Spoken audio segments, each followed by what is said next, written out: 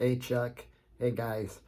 Sorry to hear about your illness or your lack of feeling good, but you were traveling and all that shit, and so yeah, take it easy on yourself, bud. Catch up with everything, and the video format perfect. This is the perfect format to send messages because it allows me to pick and choose from content how to build narratives and work story arcs around. For instance, getting to everything everywhere all at once, all perfect points, perspectives, love it, and also the Asian relationship you had. That's an interesting mix, especially the single father versus and single mother, and the differences. My chick would love hearing that. So that's fantastic, and it all came out naturally. And to answer your question of why whatever happened to that is, well, it took a couple of months for you to respond with that, but also other people didn't do it. So my job, essentially, in my mind, is to in editing find areas for natural opportunities for you guys to respond from your own sense of humor and perspective. And if something doesn't click with you and you don't respond to something like, hey, here's a question, send me a video asking this, and if you just don't really want to or give a shit, or if it doesn't just, nothing connects to it, I don't mind dropping it. I don't take it personal. I just think it's, I just present opportunities, or, hey, I need this in editing. But if it doesn't naturally fit, I would never put it in anyway. So it saves everyone time. Let's see.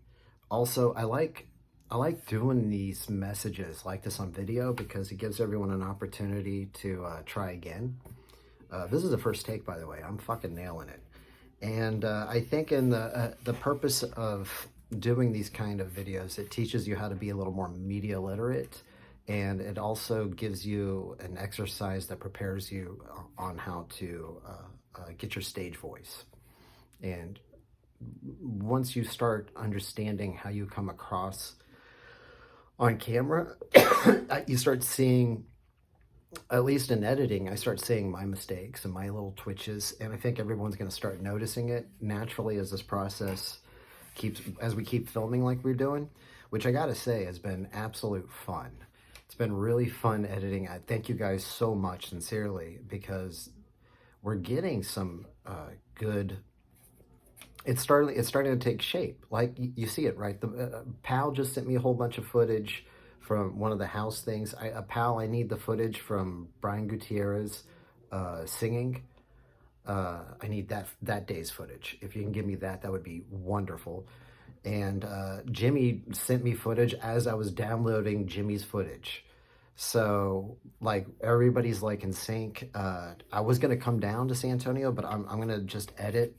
I think I need to edit the comics all together to keep them motivated, because also everyone's shit talking what we're doing in the scene as much, from what I'm hearing. So we kind of have to, kind of motivate the base to keep it kind of going. And also, I don't know, there's talent there. Looking at the improv section, there's definitely an improv group kind of forming out of this that I could see working.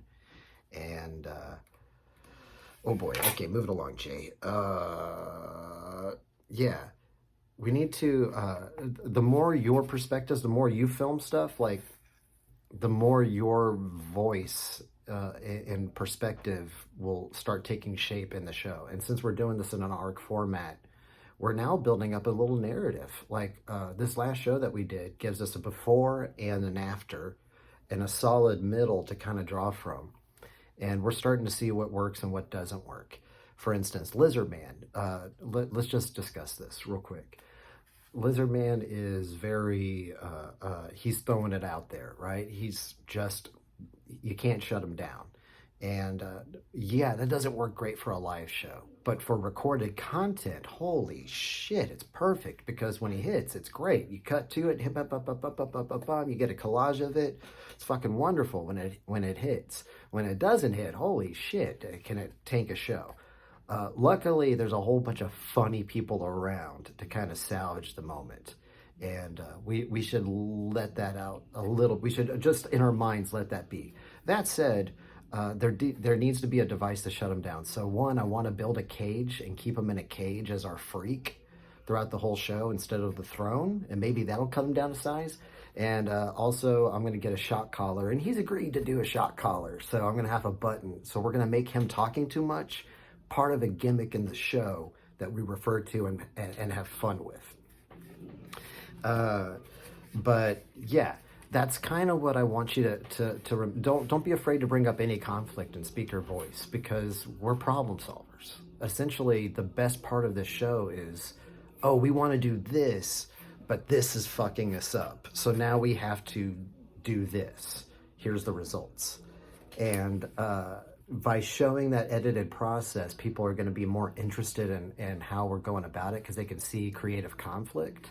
They can see us really naturally be funny as opposed to this artificial version of funny that we're seeing more and more become this creative standard. And it's not a creative, it could be a standard, that's fine. You know, when fucking McDonald's is the standard, but it's not necessarily it's pretty delicious, but it's not nutritious. So we all look for different things in media. Here we are.